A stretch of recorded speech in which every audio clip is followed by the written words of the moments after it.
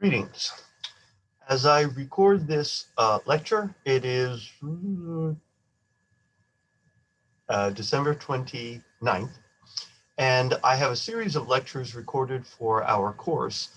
December 29th, 2020. And I have a series of lectures recorded for our course, but some of them are getting rather old. And they're still pertinent, they're still accurate and whatnot, but I don't look the same. I've gotten a little grayer, a little wrinklier, and it would be shocking, perhaps, if you thought I looked like I did, say, 5 years ago, and then came and saw me now and go, oh my God, what happened? You must have been very sick. Actually, certain things did happen, but that's another story. In any event, my plan now is to start re-recording these lectures. And I was hoping to get all of them re-recorded before the beginning of the spring 2021 semester.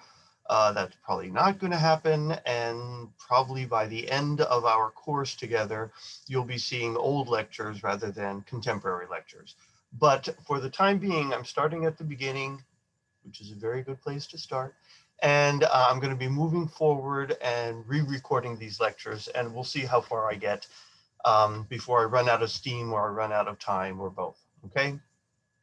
So the first lecture is where I'm actually introducing the class to the nature of philosophy.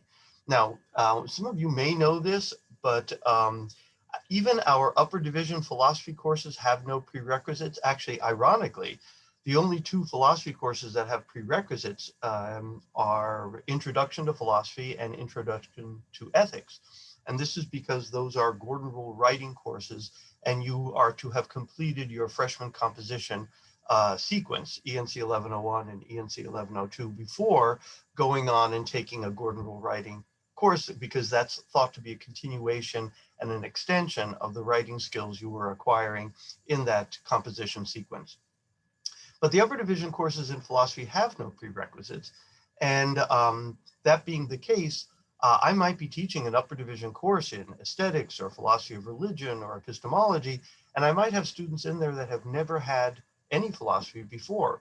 So even in my upper division courses, I begin with this lecture because I think it's a good introductory basis. It does what it's supposed to do, at least I hope it does. And even if it's not definitive as to what all of my colleagues or here in the department or whatnot would agree on precisely as the nature of philosophy, it gives you a good understanding of how I see the nature of philosophy, what we're going to be doing in my class. And I think it does offer a good introduction to philosophy as a discipline in general. Of course, that's the intention, isn't it, right? So, with that having been said, let me begin my presentation by sharing my screen. How does this work now? Here. Yes. So this is my Introduction to Philosophy lecture, or I sometimes refer to it as, my screen won't work. No, there we go. My Welcome to the Wonderful World of Philosophy lecture.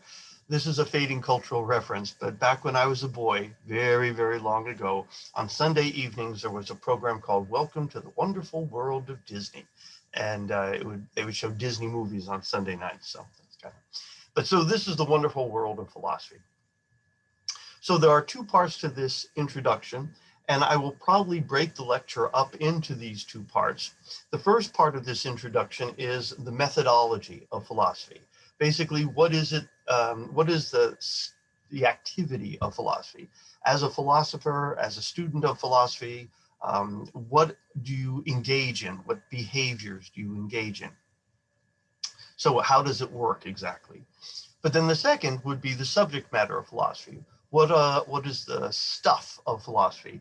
So what do you do and what do you do it with is the two parts of this introduction. So we'll begin by looking at the methodology of philosophy. Now, I like to begin looking at the methodology of philosophy by looking at historically the individual who's considered the founder of Western philosophy.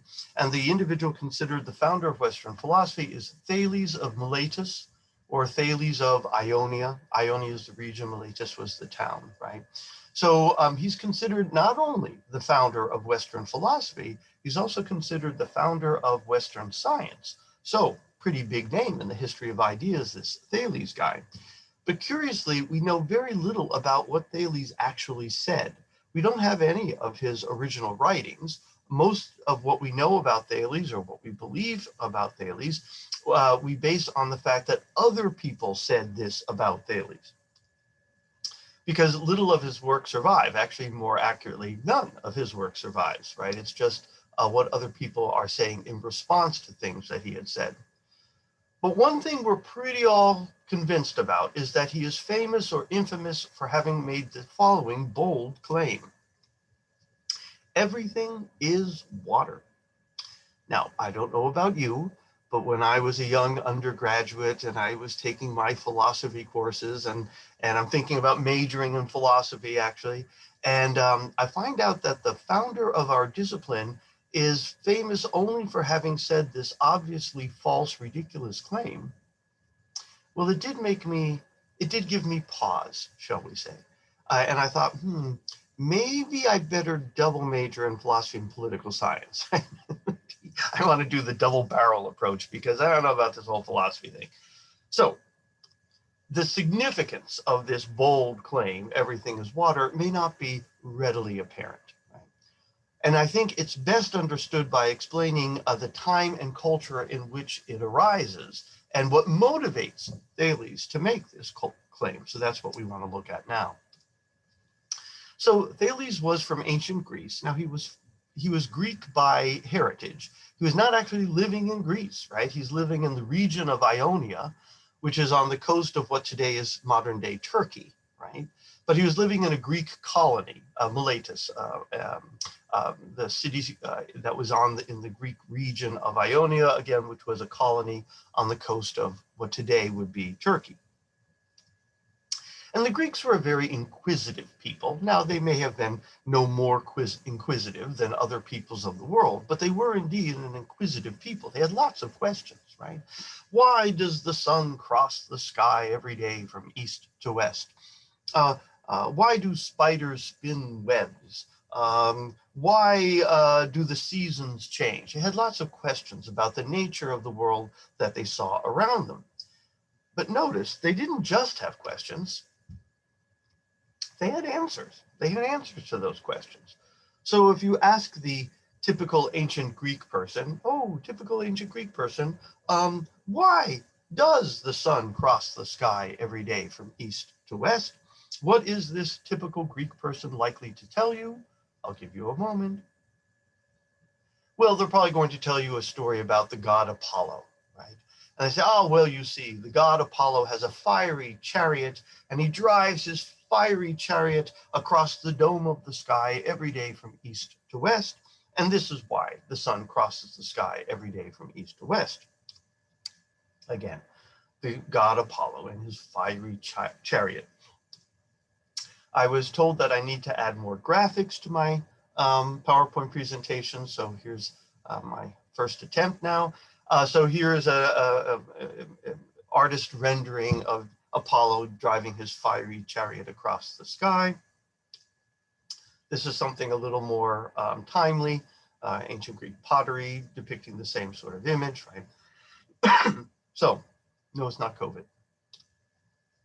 All right, keep in mind, though, that these stories, again, about the god Apollo, for instance, I think it's a mistake to regard them in the modern sense of an explanation, what we are looking for in terms of explanations contemporarily.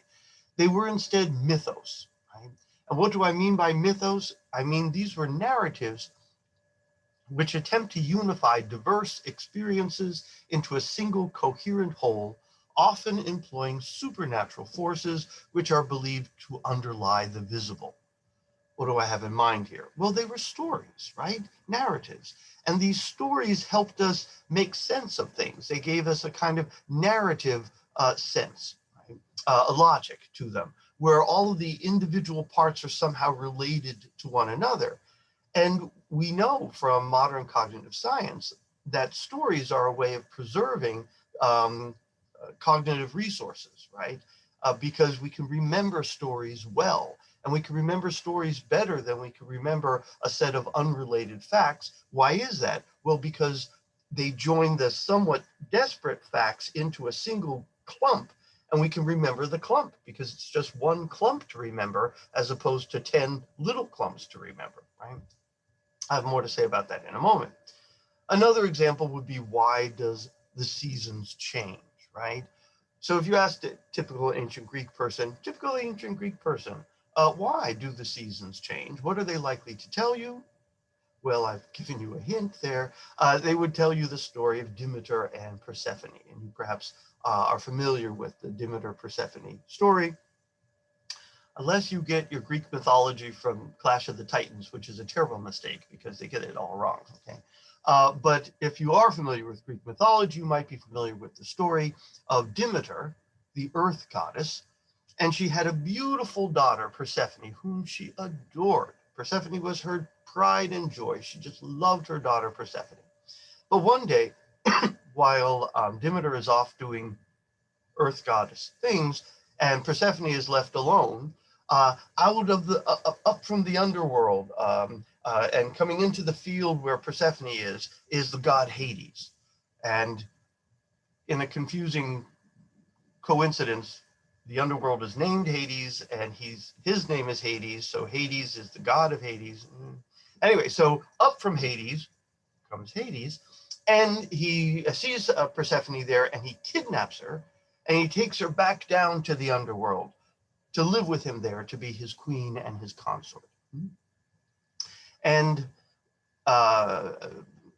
because Persephone eats 6 pomegranate seeds while she's in the underworld, the gods decide that to do this sort of compromise between Demeter and Hades, so that for 6 months out of the year, Persephone does need to stay with Hades in the underworld and be his queen and his consort there.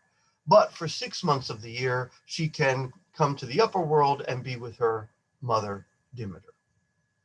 So, again, Demeter, the earth goddess, and her beloved daughter, Persephone. Persephone is abducted by Hades, god of the underworld. She must live with him as his queen and consort for 6 months out of the year. Again, here's a graphic of that. So in the fall, when once again Persephone leaves her mother Demeter and goes into the underworld, Demeter becomes so heartsick, so grief-stricken, that her daughter has once again been taken from her. Her joy, her life has been taken from her once again, that she becomes despondent. And the world becomes cold and barren and will not bear fruit, and nothing will grow or be bountiful, because Demeter is in this state of grieving. But in the spring, when Persephone returns to her mother, Demeter is so overcome with joy that the world becomes fresh and bountiful again, and trees bud and flowers blossom and bloom, and all becomes rich and fertile again, because Persephone has been restored to Demeter. Now, I don't know what you might think of the meteorology of this story, but as a story goes, I think it beats the hell out of the Earth has a tipped axis. Right? Also notice another interesting thing about mythos, right, is how they work on all sorts of levels, right? Because while ostensibly this is a story about divine beings and why the seasons change, notice the similarity or the metaphorical nature there about how sometimes a creative individual all of a sudden loses their creativity and their productivity disappears and goes subterranean, we might say. And you might be despondent and you might be searching for that creative impulse, but it doesn't seem to be anywhere around. And you might think to yourself, you'll never be creative again. But paciencia, spring will come, right? Persephone will return. You just have to be patient, right? So that's not the story. Well, that's not built into the Demeter Persephone myth, but it seems a rather applicable extension of the myth, if I do say so myself. And I'm not the only one who said, I didn't come up with that, other people did. Okay, so Again, nothing is more natural than for humans to form narratives out of the various desperate experiences in order to make sense of things and gain perspective. For instance, when you come home after classes and your mother asks you to tell her about your day, what would you do? Right? This, of course, assuming that either you are now or someday soon will be able to come to class on campus. But what do? Well, you turn your day into a story, don't you? Right? Well, I got up a little late, so I rushed out the door without the paper that was due today, but I couldn't come back to get it because I had a test in my first class. So I went to my first class, and after it was over, I went to the library to see if I could print out a paper from my Dropbox account. And at first I couldn't get it to work, and I was worried that I'd be late for my second class. But at the last minute, I figured it out. So I got to class with my paper, and the professor told us he was giving us an extended deadline. So I didn't even need the stupid paper after all. So after that, I decided to treat myself, and I got a smoothie before meeting my study group. And then I gave Becky a ride home when we were done. Now, maybe not the most fascinating story in the world, but notice it's a story with a beginning and a middle and an end and a kind of logical development where one episode leads to the next. And so they become this sort of unified narrative. So notice what you've done. You've taken all the experiences of the day, focused on some, filtered out others, and turned the whole day into a coherent whole. For instance, you didn't mention the fact that you breathed in and you breathed out, right? Oh, mother, well, first I breathed in and then I breathed out and then I breathed in again and then I breathed out again. No, you didn't, right? You didn't say, oh, I blinked my eyes like a million times, right? Why? Well, those are details irrelevant to your story and they'd only be distracting, right? So again, that's the function of a myth. It focuses our attention. And remember, to say you focus is the flip side of saying you ignore. To focus on A is to ignore not A. I mean, this is how attention works. And narratives allow us to focus on details. You can't focus on everything, right? There was a while when I was in administration and I wasn't necessarily great at it. And someone pointed out to me, Kenton, when you make everything a priority, nothing is a priority. Very true, right? And when you focus on everything, you're focusing on nothing. So focusing requires narrowing one's attention, and this is something that narratives help us do. This narrative process is not what goes on. Try that again. This narrative process is not unlike what goes on in myths. Mythos take seemingly unrelated events and turn them into a coherent narrative whole. And this is a very helpful way of remembering. Humans can remember stories far better than they can remember mere chronicles of events or lists of names. Think of all the characters in Game of Thrones. Again, a fading cultural reference, I suppose. But if you are familiar with it, there's a million of them. And there's no way you could ever keep them all straight if you didn't also know the story about how the various characters interacted and were related to one another and how they functioned in the histories and the lives of the other characters, so that you get a whole as opposed to a million different unrelated pieces. If I told you to memorize all the monarchs of England, from, I don't know, however Middle Ages on, that would be tedious. But if I told you about the soap opera that was the Royal House of England, well, you'd probably be able to remember them a lot better because of the intrigues, et cetera, who killed whom and who probably poisoned whom and that sort of thing. So the ancient Greeks had a lot of myths, which they structured, and there's a typo here. So the ancient Greeks had a lot of myths, which they used to structure and order their experience and understand the world. So these myths helped them understand the world. They were sort of paradigms for understanding the nature of reality. But notice two important features about these myths. Again, I don't think we want to regard them as some sort of testable hypothesis. That would be anachronistic, pushing back into time an expectation we have of our own explanations, but not necessarily what was being done at the time. Right? But here are the two important features I want to focus on, right? Number one, these answers to questions usually invoked supernatural powers for natural phenomenon. So you're calling upon gods or goddesses or other kinds of supernatural entities. But second, these myths were supposed to have been revealed to human beings by the gods themselves. Therefore, they carried with them divine authority. So that meant that questioning these myths, challenging these myths, rejecting these myths, that was equivalent to questioning, challenging, or rejecting the gods themselves. If one questioned or challenged these beliefs, one would be in danger of execution or exile for the sin or crime of blasphemy or heresy. So this was not tolerated, this was not encouraged, this was penalized strongly. And you might say, well, okay, fine, exile me, I'll just go live somewhere else. Where else are you going to live? Right? Again, think about the place and time of this, right? We talked about the Greek city-states, but they were tiny little communities comparing to our notions of modern cities, right? Athens probably wasn't as big as Hialeah, right? It wasn't a big metropolis, right? And again, these were little lifeboats of civilization. Oh, I'm cupping my hand. Little lifeboats of civilization. And outside of that little lifeboat of civilization, there was nothing. There were no Motel 6s leaving the light on for you. There were no FHP call boxes if you broke down. There was no 7-Elevens, etc. No, outside the little lifeboat, you had to catch your breakfast every day.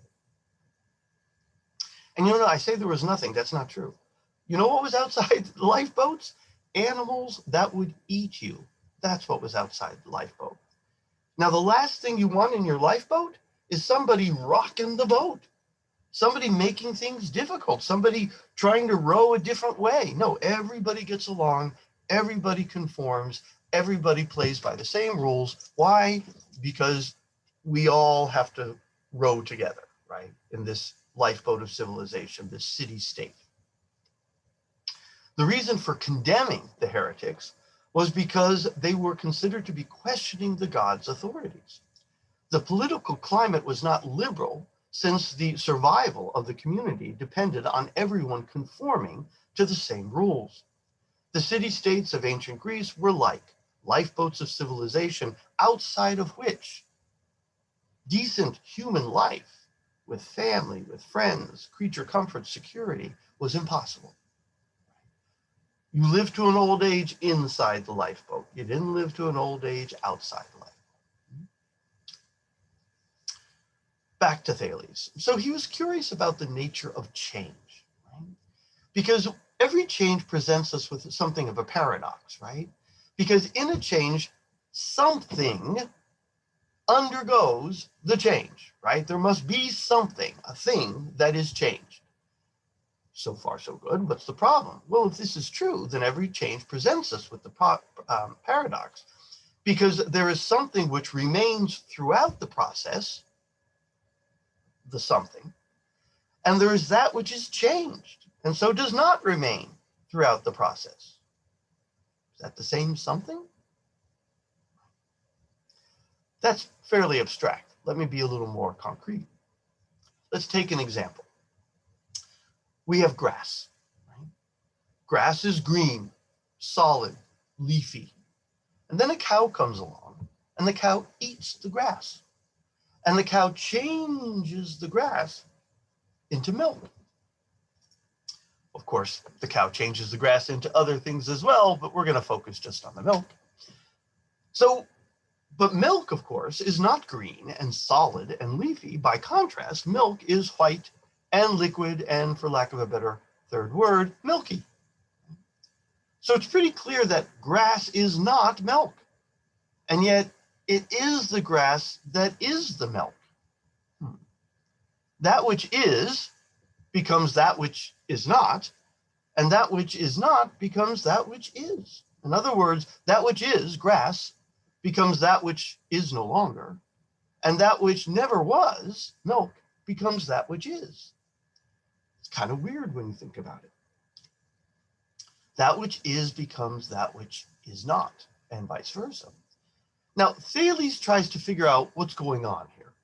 And he reasons that underneath the changing appearances, right, there must be some enduring stuff, some substratum, some substance that stands under, right?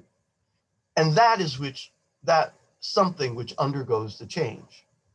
So initially you have a single substance, and that substance is holding up the appearance of green, holding up the appearance of solid, holding up the appearance of leafy. And then that same substance, for reasons we'll have to figure out, but that same substance is there. But now it's that same substance that is holding up white and liquid and milky. Again, an enduring substance which underlies changing appearances, changing properties. Now, further, Thales said, since change is going on all the time, everywhere, there must be a basic substance of everything, of all of reality. So everything in this world is on its way to being something else, right? The seed becomes the seedling, which becomes the sapling, which becomes the tree, which becomes the lumber, which becomes the kindling, which becomes the fire, which becomes the ash. Right? So everything's on its way to being something else. There's nothing which is, however permanent it may appear, there doesn't seem to be anything which is literally changeless. Therefore, there must be a basic substance to the nature of reality, undergirding all that exists. Now, what could this basic substance of everything be? Well, you already have his answer. He hypothesizes that everything is water, that water is the basic substance of all reality. The choice of water was in part because he was already working within the framework of 4 elements, right? Earth, fire, water, and air. Many of the ancient cultures had this idea of 4 basic elements. And water does seem to be the most versatile. Good heavens, it certainly is plentiful, right? It's, you look out on the Aegean Sea, water, water, water. You dig down far enough, you get water. It's falling from the sky half the time, water, water, water. And we know that water can assume the 4 known states of matter. It can be solid, it can be liquid, it can be a gas, vaporous, right? So it does seem to be a pretty plentiful, ubiquitous, and versatile element. And so I think that's probably some of the reasons which motivates his hypothesis. Maybe we don't know, right? As I said, we really don't know a lot about what he actually had to say. Now, since he thought this up all by himself, and it was not given to him by the gods, he was not claiming the theory to be a myth with divine authority. His theory had no more authority than that of an ordinary human being. So that's an interesting shift now, right? Again, he wasn't claiming that this was divinely revealed. It's basically the product of his own thinking. And he's somewhat delighted with himself. So he calls in his disciples. Apparently, once upon a time, disciples are relatively easy to come by, right? I haven't found them to be easy to come by myself. Things have changed. But in these days, he had students. So he calls in his students and he says, guess what? Everything is water. And the students go, yes, water. Oh, that's a new one, Thales. That's very interesting. Thales, did the gods tell you that everything is water? Has the gods revealed this to you, that everything is water? And Thales goes, no. I thought this up all by myself. So his students went, oh, I see. Yes, well, water. Why, Thales? Why do you think everything is water? Why do you want us to believe that everything is water? Why should we accept this bold claim that you're making? Well, he gives them his best song and dance, right? Blah, blah, blah, change, blah, blah, blah, there has to be a substance, blah, blah, blah, water is versatile and plentiful, blah, blah, blah. Therefore, I think everything is water. It's the basic substance of reality. What do you think? And they go, well, honestly, honestly? Yes, yes, honestly. What do you think of my new bold theory that everything is water? I said, well, Thales, actually, we don't think it's very good. What? He says, why? Well, he says, Thales, look, we have dry cliffs over here next to the ocean. They're dry. Water's wet. Whatever these cliffs are, they can't be water. So your claim that everything is water clearly can't be true. You can't account for these dry cliffs. What happens next? Very important moment in the history of ideas. Right? What does he say? He say, oh, out of my sight, you Satans, how dare you question my... No, his response is more or less something like this. Well, can you do any better? Can you come up with any better theory about the nature of reality? To which he had at least one student who said, well, you know, I think I can. And Anaximander says, look, I think the basic substance of everything is more basic than water, more basic than air, more basic than earth. It's more basic than any of these. It's beneath even those. And I call it the undefined or the unbounded, aparion, right? The undefined. And that's the basic substance of reality. To which he had a student who said, really? Can you be more vague? So, and it wasn't too much longer in terms of intellectual evolution. I don't think it was that much longer. But anyway, a few generations of philosophers down the line, you had Democritus. And Democritus says, look, I think the basic substance of everything are these little minuscule bits of stuff. They're little bits that are so small, they're so tiny that they can't be any smaller. You cannot split them any further because they're so minuscule. In fact, I call these little bits no splits. And I think all of reality is comprised of no splits. And they're either aggregates of no splits of one sort or another. And what we call change is simply the coming together or the dissolution of these aggregates of no splits in the void of space as they move about, banging into each other or whatnot. Of course, the ancient Greek for no split is, I'll give you a moment, atom. So it wasn't that far from, and when I say that far, I mean intellectually, but for that matter, I mean temporally and geographically. It wasn't that far from Thales, everything is water, to Democritus and atomic theory, and the idea that the basic substance of reality are these little minuscule bits of matter that come together or dissolve, right? And that's what changes. So Thales gives, back to Thales now, right? Thales gives his students his theory, everything is water, and his students immediately point out counterexamples. A counterexample to a theory would be facts or observations which are incompatible with the truth of the theory, and thereby show the theory to be wrong, incomplete, or otherwise flawed. So what were the counterexamples that his students pointed out to him and showed his theory, everything is water, to be problematic? Hopefully you recall the dry cliffs, right? Because his theory can't account for those. They can't account for those observations. So it has to be flawed in some way and it needs to be corrected. They, his students, his successors, took on the challenge of coming up with a better account, as I've already mentioned. Anaximander claims that the basic substance of everything is the boundless, right, or the undefined. This was criticized as being too vague to be particularly helpful. Democritus comes up with the basic substance of everything are these minuscule particles that he called no splits, and change as a result of the composition or dissolution of aggregates of these particles moving in the void of space. Back to Thales. So Thales is considered the founder of Western philosophy, not because his theory was so well received. In fact, it was shot down almost immediately. So it wasn't because he came up with this theory that was so powerful and universally accepted, etc. But notice he came up with a theory that could be shot down.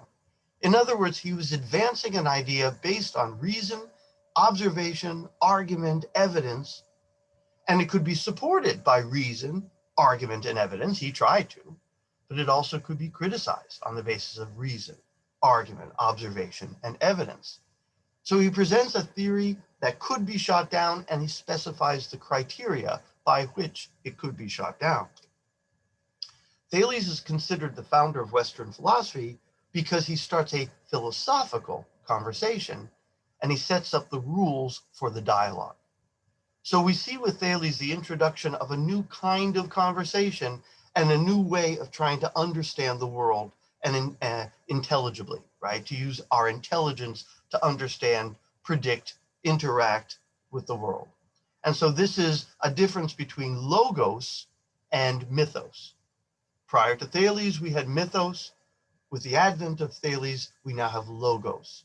Now, logos is a Greek word which can be translated a bunch of different ways, but it's most often translated as law or word or principle. But it means a sort of rational order to things. And so the idea is to try to understand the world by law or rational principle, not simply on the basis of imaginative narratives. Again, the Greek word for logos is the Greek word for law or principle. It can also mean meaning, by the way.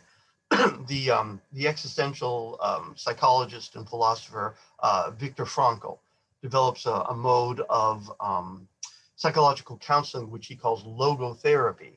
And what his claim is that what the therapist needs to work on with the client is to try to discover the meaning that to that client's life, not to prescribe what the meaning is, but to discover what the meaning is for that client, right? Because Frankl had this idea a lot of psychological maladies result from individuals finding their lives to be meaningless, and they can be resolved if that individual can find meaning in their life.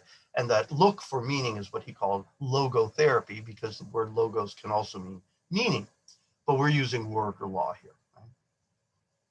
The Greeks were committed to the idea that rational principle, logos, governs and develops the universe. So they had this idea that, and from Thales on, maybe prior to Thales, but certainly from Thales on, you had this commitment by the ancient Greek philosophers that the world, that the cosmos is set off from chaos because the cosmos is guided by reason, law, principle, order. And we live in an orderly cosmos, not a chaotic environment, right? And this rational principle in the universe and in the mind of human beings is what makes understanding possible. So understanding is possible because we can use our rational principle within us to understand the rational principle as exhibited by the orderly universe around us. Philosophy is philosophia, right? Love of wisdom or love of truth, pursuit of understanding, philosophia. So philosophy is born out of this commitment to discover the rational universe rationally.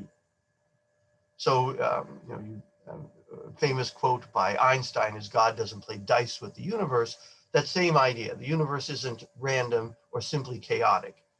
It runs by rational, orderly principle. So now we have a methodology developing, this logos, right? And this isn't the only way to characterize it, but it's the way I'm going to characterize it. We have step one, theory postulation. Everything is water. Start with your thesis statement, right? And then justification. You give your best argument, your best evidence, your supporting observations, your best reasoning in support of this bold claim. Step three, critical review. You subject that thesis with its justification to critical review. You give it to your students and say, hey, what do you think? Right? or you present at a conference, a paper at a conference, or you publish it in a journal. Or maybe you just sit down and think about it a little more carefully yourself. But theory, postulation, justification, critical review. Now, if upon critical review we find problems, then we move on to step 4, which is revision. And revision might take the form of just patching up a few little details that are sketchy, or it might take something more bold, scrapping that particular view and moving on to something radically different. But notice something curious about, so that's my 4-step methodology of philosophy: theory, postulation, justification, critical review, and revision. But notice something else about step number 4. When I have my revision, what do I have? Well, I have a new theory. So in other words, a new theory postulation, which requires additional justification, which requires further critical review, which may indeed require additional revisions, etc. So there's this sort of loop around process happening in this philosophical methodology. Number 4 loops us back to number 1. And that loop around process is called a dialectic. So philosophy advances through a dialectical process or a dialectical procedure. Theory, postulation, justification, critical review, revision, which brings us back to theory, postulation, justification, critical review, revision. Now, sometimes students find this aggravating about philosophy because oh, well, now we're just back where we started. Well, that's not quite true, though, right? Because we've been done on the whole everything is water thing for a long time. We're not back. Right? To my knowledge, there are no neo-Thalians around who are still advancing the idea that all of reality is comprised of water. Right? So we aren't right back where we started. So I don't think of it as a circle. I think of it sometimes as a spiral. Right? And so we're one level up, right? Like the Guggenheim Museum in New York City, right? We're one level up, right? And then we may have to go around and around, and we're sort of ascending to greater and greater clarity, though we may not have found the final answers just yet. So dialectic, I found this on the internet. It's not the only definition, but it works for me. The art or practice of arriving at truth by the exchange of logical arguments. And the key idea there is that we are exchanging logical arguments and we are allowing the better argument to win the day. By better, I mean what? I don't mean more sexy. I don't mean more loudly stated. I mean a clear connection between the thesis and the justification offered in favor of that thesis. So again, this is a sort of or mode of making sense of the world, logos, right? We were making sense of the world through narratives, and I think we still do. I still think the project of mythos is very much with us, trying to understand who we are as individuals, as a nation, as a community, through stories, that sort of stuff. So mythos is still with us, but we have another way of trying to make sense of the world, and this is logos. And this is typified by testable hypotheses, supported by reasons, and subject to critical review and evidential revision. Further, no divine authority is claimed or invoked. Therefore, questioning the adequacy of any human-generated explanation is not an impious or sinfully prideful act.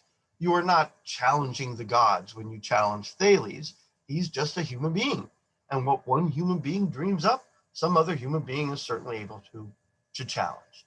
So notice there's a kind of inherent democratic principle in the philosophical project, right? A sort of recognition of we're all starting, as equals among equals. Also notice that Thales was offering natural explanations for presumably natural phenomenon. So again, absent from the philosophical things that we've looked at so far would be references to supernatural powers or supernatural agencies or anything like that. Oh, I got my head myself. But of course, this isn't just the methodology of philosophy. This is also the methodology of science, right?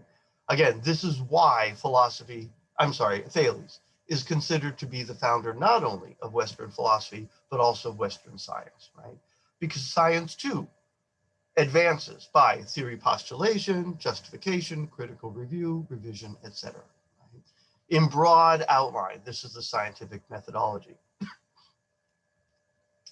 But if philosophy and science are similar with regard to methodology, and that's what I'm pitching here, well, then how are they different? After all, this is not a science course. You don't get credit in your university core curriculum general education requirements for taking philosophy, and it doesn't go into your science, it goes into your humanities, right?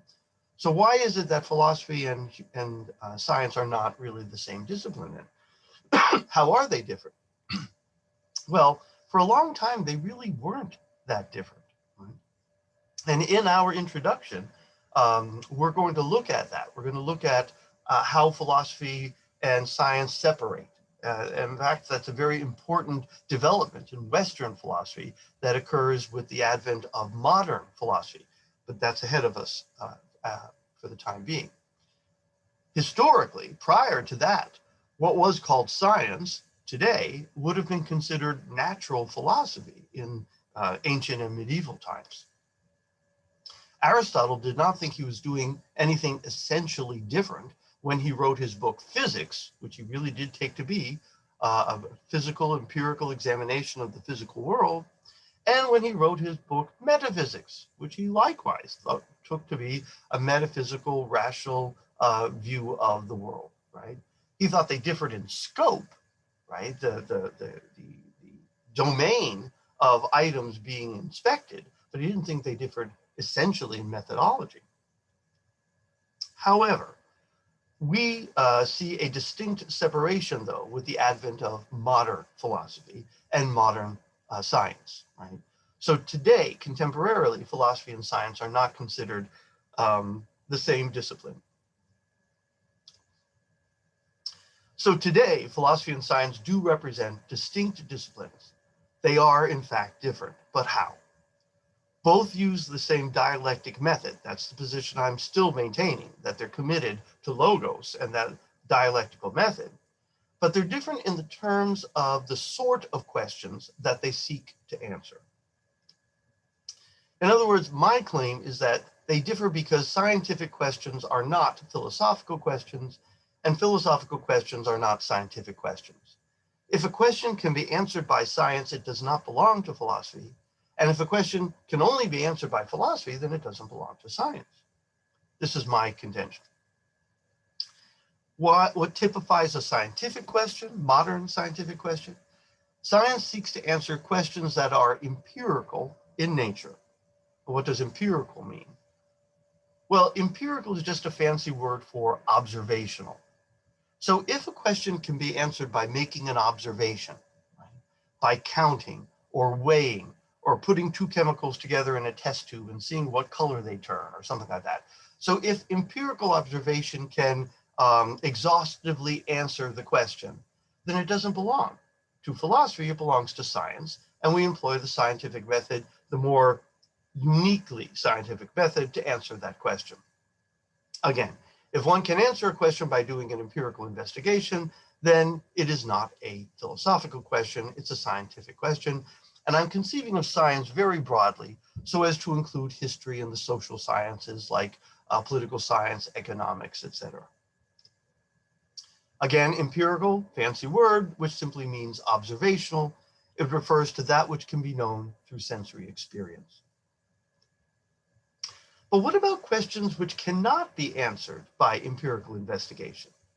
Are all non-empirical questions necessarily philosophical?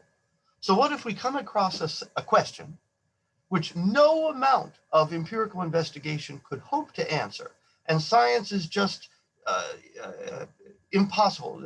No matter how much science you do, no matter how much equipment you have, no matter what grants from the National Endowment for the Humanities National Endowment for the Sciences you get, you can't answer this question. Does that automatically guarantee that we're in the realm of philosophy and you've stumbled across a philosophical question? No. And why is that? Well, because some questions that are non-empirical are simply nonsense questions. They're simply poorly formed questions. And I don't mean grammatically poorly formed.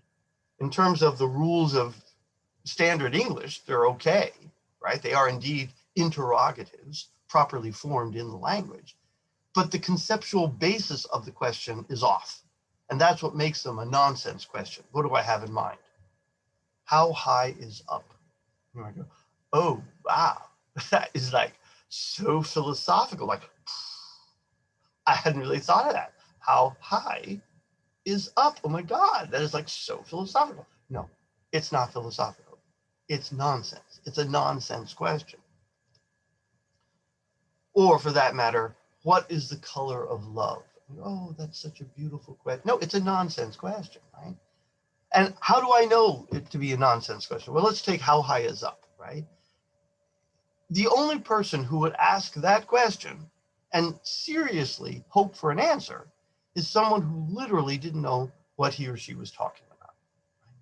That's the only person. My 4-year-old great nephew might ask me that question. Great Uncle Kenton, how high is up? Right? They might ask that question. Or someone new to the language who doesn't quite understand English and what there's. So, but someone who literally doesn't understand what they're talking about might ask that question. Right? But no one who genuinely understands what those words mean would put them together and expect an answer. Likewise for what is the color of love. These are non-empirical questions, yes. And no amount of empirical investigation could hope to answer them, yes. However, the only person who would seriously ask such a question and hope for an answer is someone who literally does not know what he or she is talking about. And I have my 4-year-old nephew. I haven't had a 4-year-old nephew in quite some time, so I need to update my slides, I suppose. But I do have a 4-year-old great nephew, so there you go. I'll just have to add a word. Now, in these cases, it's pretty easy to see that these are silly nonsense questions. And why is that? Because all and any answer to those questions would be equally silly. So if I said, what is the color of love? And then the answer was mauve. Mauve is the color of love, right? It used to be chartreuse, but then last year they changed it. And now the color of love is mauve. That's nonsense, right? And not because there's a better color to pick. Any answer to that question is going to be nonsense, right? Or how high is up, right?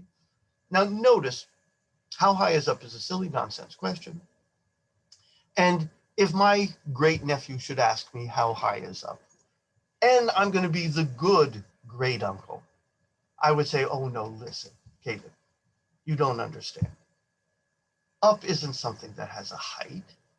Up is a sort of direction. Things move up, right? But there is no thing that is up that has a particular height. Your question doesn't make any sense, and here's why. So if I were the good uncle, great uncle, I would patiently explain to my great nephew why that was a silly nonsense question, and he really should just drop it and let it go because it doesn't mean anything.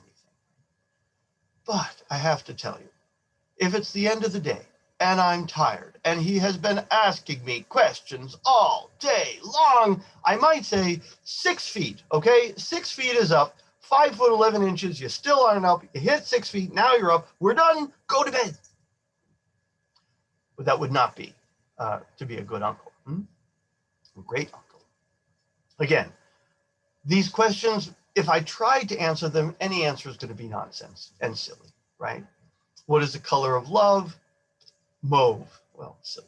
Right? How high is up? 6 feet. Well, it's not like, oh, no, it's not 6 feet. It's 1,000 feet. No answer makes any sense.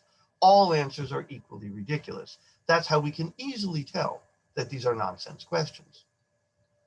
These non-empirical questions can be labeled category mistakes. And why is that? Well, one is asking to know the height of something that does not belong to the category of things with a height. Or one is asking to know the color of something which does not belong to the category of colored things. So notice the problem with this question is not grammatical. The problem with this question is conceptual. The question itself presumes category membership which does not obtain, which does not occur. So love does not belong to the category of things with a color. So to ask what is the color of love is a mistake. It's a category mistake. Now, I have to tell you, there are some philosophers who would claim that many, most, or perhaps even all of the questions which cannot be answered by science are literally nonsense. That there are no meaningful questions that science cannot answer. And if we do come across a sentence or a question that science cannot answer, there's a good reason to believe that it's a nonsense question. It's committing some sort of category mistake. It's just conceptually poorly formed. An example, for instance, what is the meaning of life? Well, folks of this persuasion, they're going to say that's not some deep philosophical question. What is the meaning of life? They say that's a nonsense question. It's nonsense. You're presuming life belongs to the category of things with a meaning, but it doesn't. Words belong to the category of things with a meaning. Symbols belong to the category of things with a meaning. Signs, perhaps, belong to category of things with a meaning. Life does not. So to ask what is the meaning of life is to engage in a silly category mistake, in the same way that to ask what is the color of love or what is how high is up is to engage in a category mistake. Now, I don't agree with these folks. Sometimes this is a view known as scientism, and we may get to that in this class, I'm not sure, but if we don't, and that's something you want to talk with me about, please do, but I think we will get to it because I think it's an important position to examine. But I am not of that view, right? I'm much more traditional when it comes to philosophy. And traditional philosophy seeks to answer questions that are non-empirical, which are taken to be both meaningful and important, and which can and do admit of answers, some of which are better or more reasonable than others. So I'm going to pause here now because that leads us to the end of our first half of our introduction. The methodology of philosophy is basically critical thinking, right? It's the logos dialectical process, thesis, postulation, justification, critical review, revision, discussion, right? That's the methodology of philosophy. And we've done the setup for the next part, which is the subject matter of philosophy. So I've gestured here at what I take to be the subject matter of philosophy. The subject matter of philosophy I take to be questions which are meaningful, and some of which I think are very important, but they cannot be exhaustively answered by science and the scientific method and empirical observation alone. Now, that's not to say science is irrelevant to how we answer these questions. I think philosophers do well to have good friends in the sciences so that they stay aware of what's going on in the empirical sciences. But nevertheless, when you do all of the science, I think there are some questions which remain unanswered. And I don't think that they're merely nonsense questions. I take some of them to be maybe the most important questions to ask. So I'm going to get into that in the next lecture because I know I run a little long in these lectures. But a preview of coming attractions, notice science can tell us everything we could possibly want to know about human cloning, except whether or not we ought to clone human beings or not. It's not clear how any amount of scientific investigation is going to answer that question, but that's because it's an ethical question. More on that to follow. All right, so that concludes the first half of this Welcome to the Wonderful World of Philosophy lecture. And I hope it wasn't too long. And of course, you could always break it up and put me on triple speed or whatnot. And then we'll be back with the second half in a bit.